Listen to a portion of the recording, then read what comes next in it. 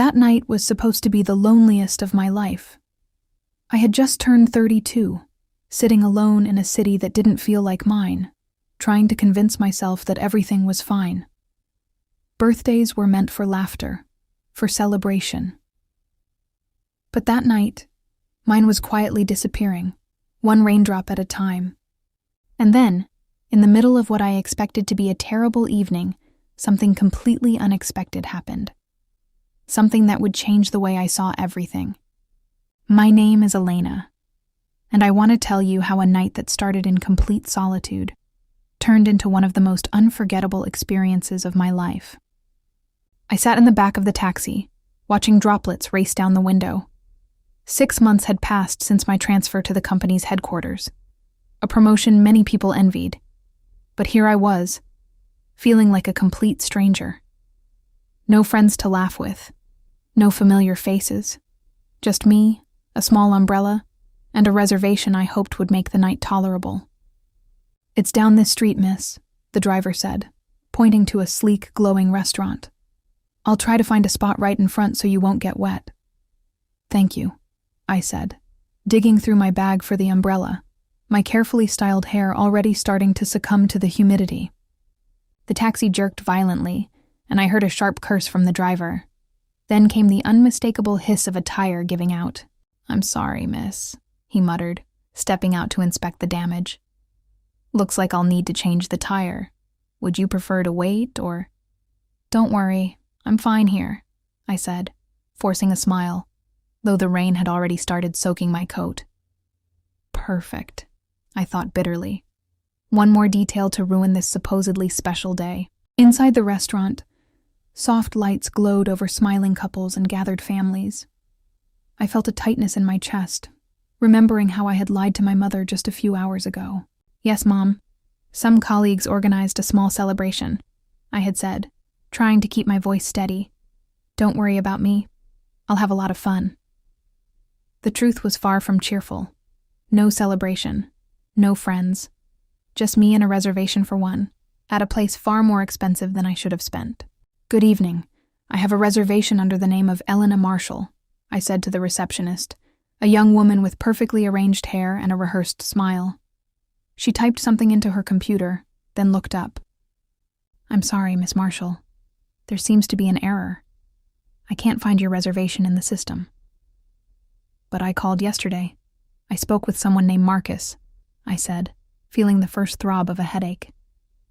"Marcus no longer works here," she replied, her tone suggesting I should have known this. "I can check if we can accommodate you, but you'll need to wait at least half an hour." She glanced at me as if my loneliness explained everything. "Are you alone tonight?" "Yes," I said, forcing a smile. "Well, you can wait at the bar. I'll call you as soon as a table for one is ready." 40 minutes later, nursing a bitter cocktail, I was finally led to a small table near the kitchen. The clattering of dishes and shouting staff made it impossible to feel special. I studied the menu quickly, hoping at least the food would be worth it, and ordered the wild mushroom risotto with white wine reduction. When the first plate arrived, it wasn't mine, eggplant lasagna. "Sorry, I ordered the risotto," I said gently. "Oh, right," the waiter replied with a sigh, as if I had committed a crime. 15 minutes later, the correct dish arrived. Steam rising from the plate, I stared at it, my fork hovering, feeling strangely empty despite my hunger. I was just about to take my first bite of the risotto, steam curling around the edges of the plate, when suddenly, a man slid into the chair across from me. "Just keep eating," he said in a low, calm voice, smiling as if we were old friends. "Or I'll have to sit with my boss and his family, and trust me, nobody deserves that on a Friday night." I froze, fork suspended midair. "Who are you? Why did you sit here?" I whispered, uncertain if I should be annoyed or scared. "Sorry, just for a minute," he said, adjusting the napkin on his lap with casual ease. "Pretend you know me, please. Look discreetly at that table to your right. Family of 5, bald man with a blue tie, laughing way too loudly." I glanced sideways, and sure enough, Exactly as he described. I don't understand, I muttered, putting my fork down. My day is already terrible anyway. What difference does it make?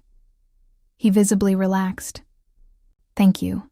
You saved my night. My name's Caleb, he said, offering a small smile. I was dining alone, but when I saw my boss arrive with his family, I knew he'd want me to sit with them. Trust me, it would have been torture. The man can turn a story about changing a light bulb into a 20-minute monologue. Despite my initial irritation, I couldn't help but smile slightly. There was something genuinely charming in the way he spoke, fast and enthusiastic, his brown eyes sparkling with mischief. At that moment, a waiter approached. Miss Marshall, since today is your birthday, we would like to offer you a dessert courtesy of the house, he said, placing a small decorated card beside my plate. I felt my cheeks flush. When she made the reservation, she mentioned it was for a birthday, Caleb whispered. So maybe a small detail could make your lonely night a little less lonely.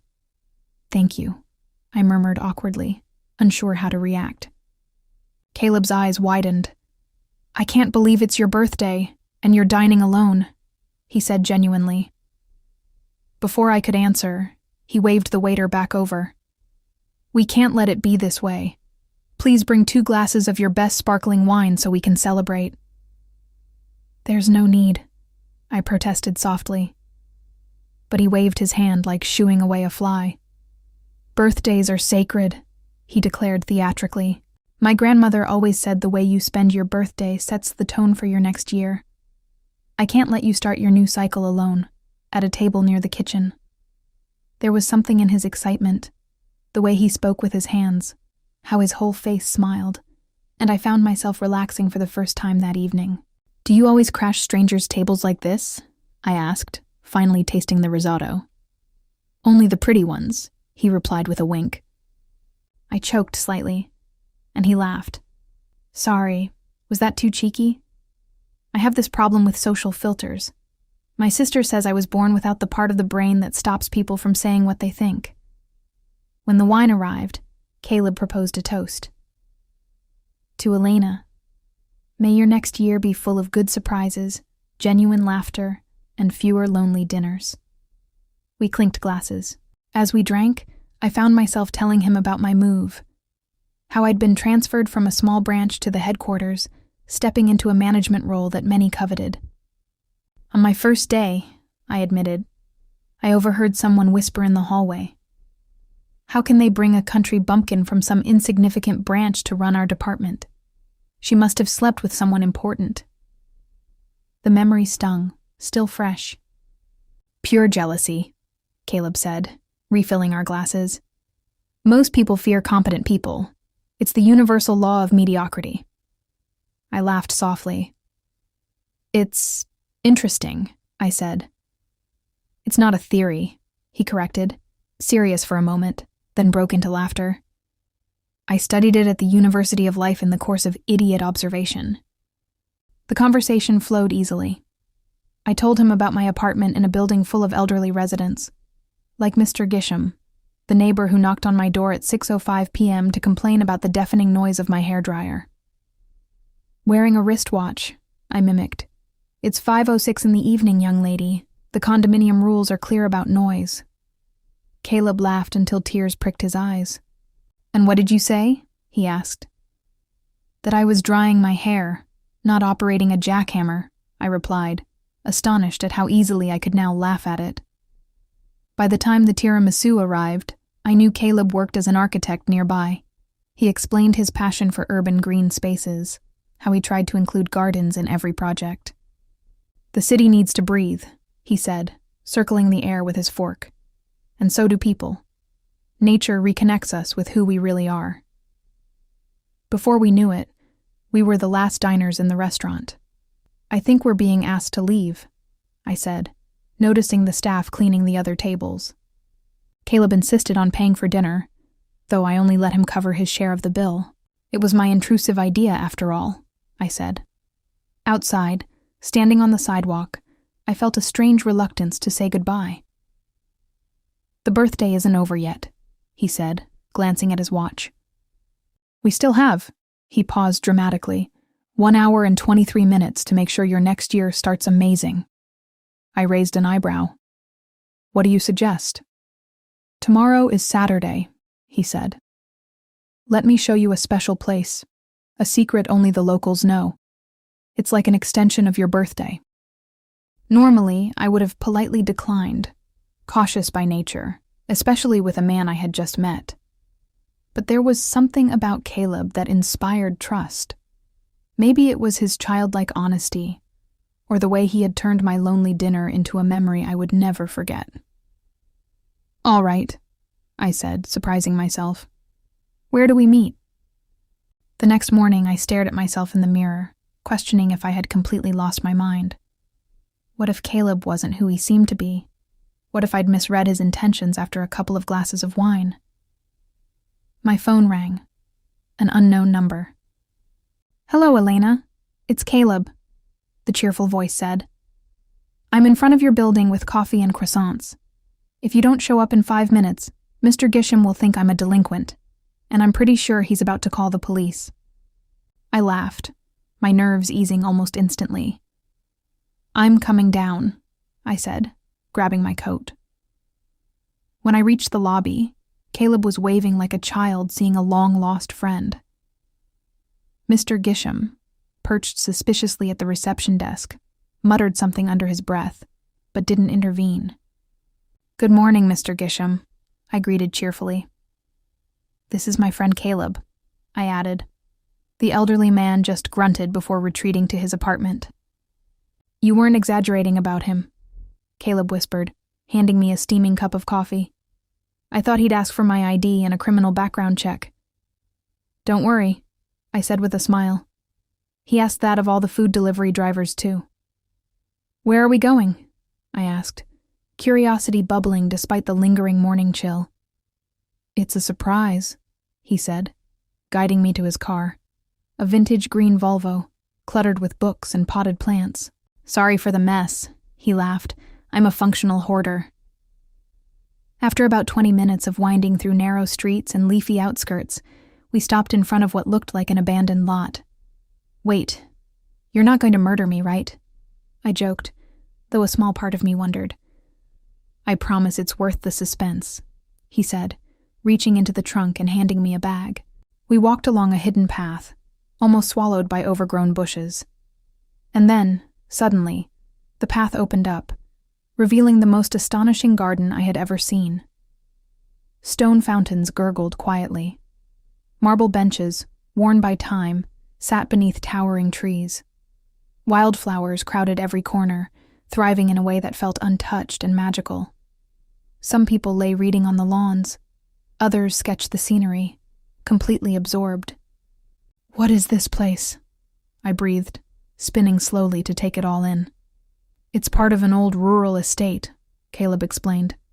The main house was demolished decades ago, but the garden survived, mostly forgotten. Few people even know it exists. We spent the morning exploring the secret garden. Caleb spread a towel under a leafy tree, unpacking croissants, fruit, and coffee. He told me stories about the town, his favorite hidden spots, and the projects he dreamed of completing. I realized I was laughing more in those 2 hours than I had in the past 6 months combined. There was something freeing about being here, with someone genuinely interested in seeing the world through my eyes. You know, I admitted, tracing the clouds with my finger. Yesterday, before you showed up, I was almost ready to request a transfer back to my old branch. Why?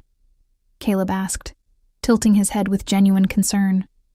Nothing seemed to go right, I said softly. I felt like an outsider at work. No friends. Even my apartment didn't feel like home.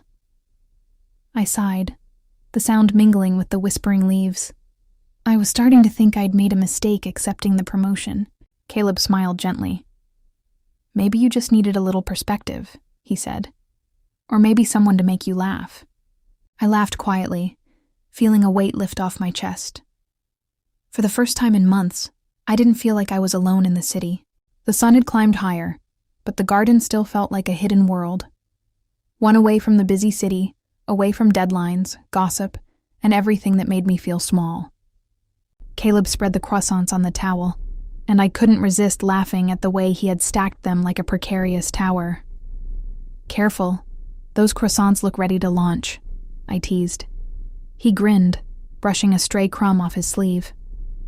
"Perfection requires risk," he said dramatically, and I laughed so hard my cheeks ached. We ate, talking about nothing and everything at the same time. Stories about favorite childhood memories, odd neighbors, embarrassing moments at work. After a while, the conversation drifted to more serious topics. I spoke about my transfer, the jealousy I had sensed from coworkers, the whispering corridors of the headquarters.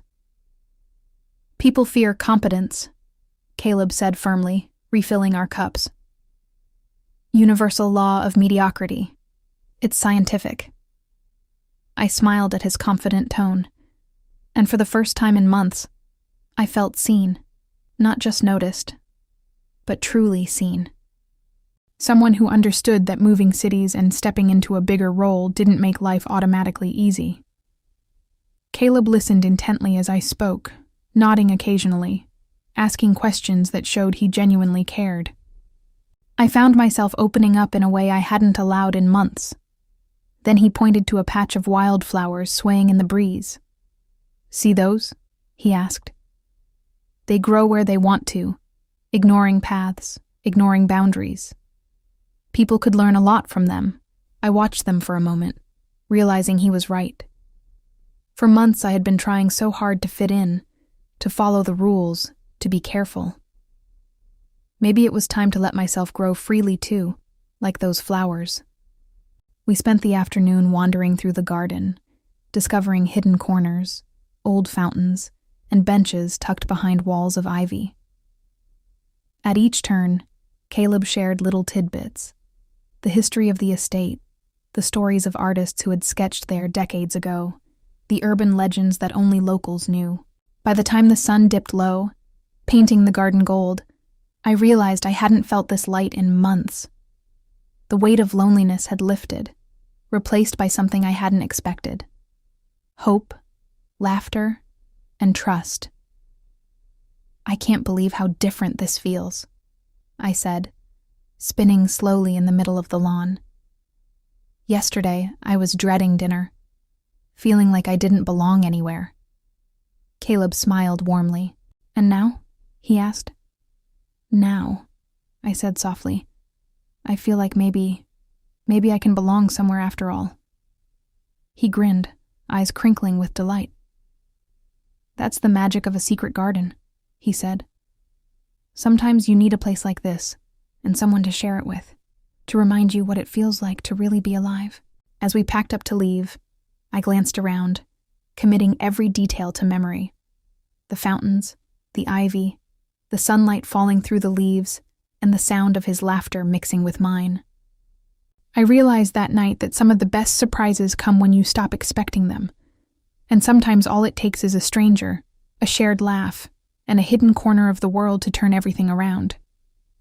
The drive back from the garden felt almost surreal: cars passing by, streetlights reflecting off wet pavements. But inside the Volvo, the world felt suspended. Caleb hummed softly to himself, tapping his fingers on the steering wheel, and I watched the city blur past. For the first time in months, I didn't feel anxious about fitting in, about being noticed, about the whispers behind my back at work. I felt light. Like maybe life could actually surprise me in good ways. When we reached my apartment building, Mr. Gisham was glaring from his window as usual. "Good afternoon, Mr. Gisham," I said cheerfully. Caleb waved enthusiastically, and the old man muttered something before disappearing. I laughed. His scowl somehow felt less intimidating after a day like today. As I stepped inside, Caleb handed me a small notebook he had tucked in the glove compartment. "For your thoughts," he said. "Or sketches, or even just to write down when the world finally makes sense, or doesn't." I smiled. "It's perfect, thank you." We lingered on the sidewalk for a moment, neither wanting to end the day, neither wanting to say goodbye. "You've changed my view of this city," I admitted quietly. You've made it feel home. Caleb grinned, almost mischievously. That's the thing about perspective, he said. Sometimes it takes a little guidance, or a secret garden, to see what's been right in front of you all along. The following weeks unfolded like a story I had almost forgotten how to believe in. Caleb introduced me to his friends, artists, teachers, professionals, a mix of people who welcomed me without hesitation. I explored the city through new eyes, laughing at little quirks I had once overlooked, appreciating hidden streets and corners that suddenly felt alive. At work, too, things began to shift. Confidence had started to bloom quietly inside me, a steady undercurrent I hadn't felt before. I proposed ideas boldly, demonstrated my expertise without hesitation, and gradually earned respect from colleagues who had once questioned me. Even the little moments mattered. The building's janitor, Mr. Martinez, noticed it first. "You seem different, Miss Elena," he commented as I waited for the elevator. "Lighter," I smiled. "It's because I finally feel at home, Mr. Martinez." By the end of the month, I realized something profound. Time doesn't work the way we demand. It doesn't rush to give us what we want, nor does it always unfold according to plan. It pauses, it disrupts, it surprises. And if we trust it, if we let ourselves live, it delivers moments that make every setback worthwhile. The birthday that had begun as the loneliest night of my life, marked by reservation errors, wrong dishes, and an empty chair, had turned into one of the most memorable experiences I'd ever had. Because sometimes it takes a stranger, a shared laugh, a toast, and a hidden garden to remind us that life's greatest gifts arrive when we stop waiting and just live. That night, as I lay in bed, notebook beside me, I thought about how far I had come. Loneliness had faded. Confidence had grown. Laughter had returned. And I finally understood that the city wasn't cold or unwelcoming. It was just waiting for me to discover it, at my own pace, and on my own terms. Sometimes the universe doesn't give you what you want, exactly when you want it. It gives you something better. And in that truth, I found a kind of peace I hadn't known I was missing.